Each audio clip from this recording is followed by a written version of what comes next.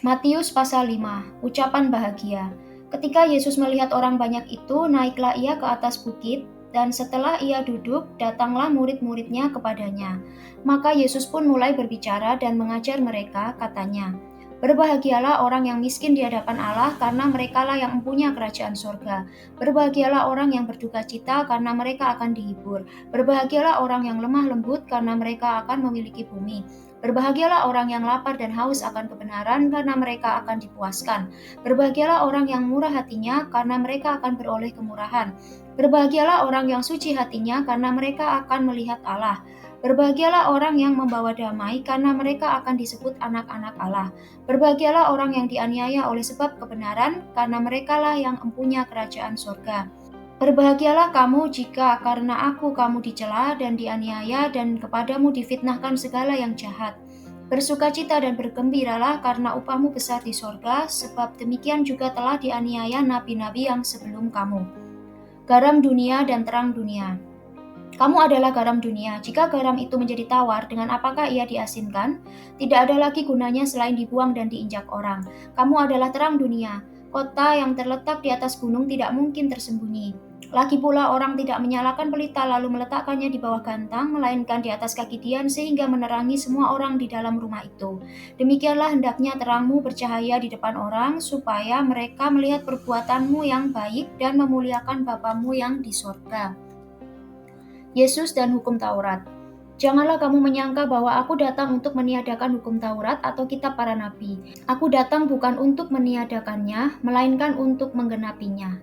Karena aku berkata kepadamu, sesungguhnya selama belum lenyap langit dan bumi ini, satu iota atau satu titik pun tidak akan ditiadakan dari hukum Taurat sebelum semuanya terjadi.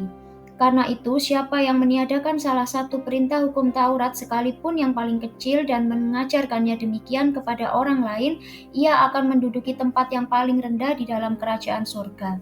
Tetapi siapa yang melakukan dan mengajarkan segala perintah-perintah hukum Taurat, ia akan menduduki tempat yang tinggi di dalam kerajaan surga. Maka aku berkata kepadamu, jika hidup keagamaanmu tidak lebih benar daripada hidup keagamaan ahli-ahli Taurat dan orang-orang Farisi, sesungguhnya kamu tidak akan masuk ke dalam kerajaan surga. Kamu telah mendengar yang difirmankan kepada nenek moyang kita, jangan membunuh, siapa yang membunuh harus dihukum. Tetapi aku berkata kepadamu, setiap orang yang marah terhadap saudaranya harus dihukum.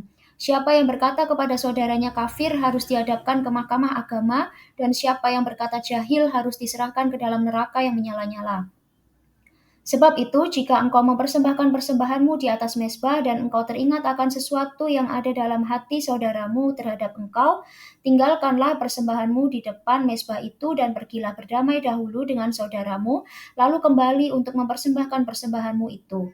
Segeralah berdamai dengan lawanmu selama engkau bersama-sama dengan dia di tengah jalan, supaya lawanmu itu jangan menyerahkan engkau kepada hakim dan hakim itu menyerahkan engkau kepada pembantunya dan engkau dilemparkan ke dalam penjara.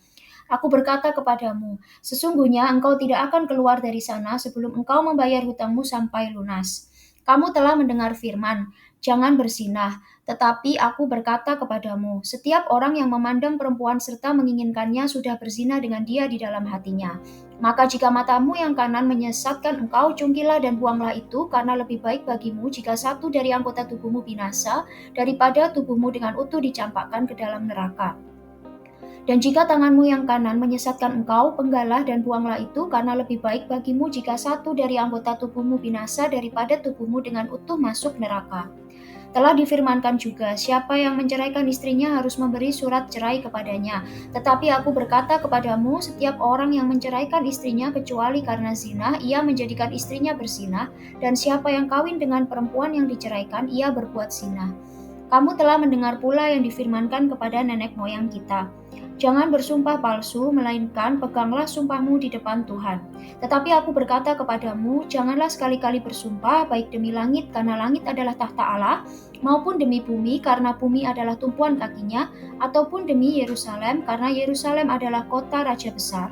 Janganlah juga engkau bersumpah demi kepalamu, karena engkau tidak berkuasa memutihkan atau menghitamkan sehelai rambut pun. Jika ya, hendaklah kamu katakan ya, jika tidak, hendaklah kamu katakan tidak. Apa yang lebih daripada itu berasal dari si jahat. Kamu telah mendengar firman, mata ganti mata, dan gigi ganti gigi. Tetapi aku berkata kepadamu, janganlah kamu melawan orang yang berbuat jahat kepadamu, melainkan siapapun yang menampar pipi kananmu, berilah juga kepadanya pipi kirimu. Dan kepada orang yang hendak mengadukan engkau karena mengingini bajumu, serahkanlah juga jubahmu. Dan siapapun yang memaksa engkau berjalan sejauh 1 mil, berjalanlah bersama dia sejauh 2 mil. Berilah kepada orang yang meminta kepadamu, dan janganlah menolak orang yang mau meminjam daripadamu. Kamu telah mendengar firman, kasihilah sesamamu manusia dan bencilah musuhmu. Tetapi aku berkata kepadamu, kasihilah musuhmu dan berdoalah bagi mereka yang menganiaya kamu. Karena dengan demikianlah kamu menjadi anak-anak Bapamu yang di sorga, yang menerbitkan matahari bagi orang yang jahat dan orang yang baik, dan menurunkan hujan bagi orang yang benar dan orang yang tidak benar. Apabila kamu mengasihi orang yang mengasihi kamu, apakah upahmu? Bukankah pemungut cukai juga berbuat demikian? Dan apabila kamu hanya memberi salam kepada saudara-saudaramu saja, apakah lebihnya daripada perbuatan orang lain? Bukankah orang yang tidak mengenal Allah pun berbuat demikian? Karena itu haruslah kamu sempurna, sama seperti Bapamu yang di sorga adalah sempurna.